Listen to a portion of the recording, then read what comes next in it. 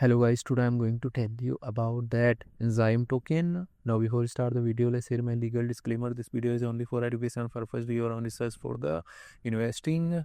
According to the white paper, Enzyme MLN is a decentralized infrastructure on Ethereum that enables creation and management of on-chain investment funds and strategies.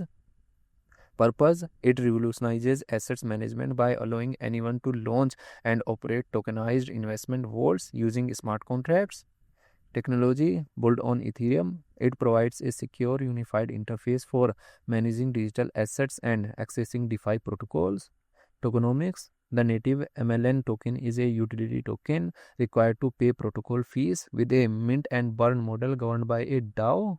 Enzyme project institution rating is 3.9. Enzyme token total supply is 3.27 million and circulating supply is also 3.27 million Enzyme token.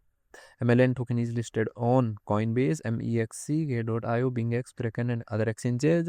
If I share my opinion with you, then this project up to 85% chances that it is a legit or good project. So guys, don't take my opinion as a financial advice. Do your own research for the investing. Thanks for watching.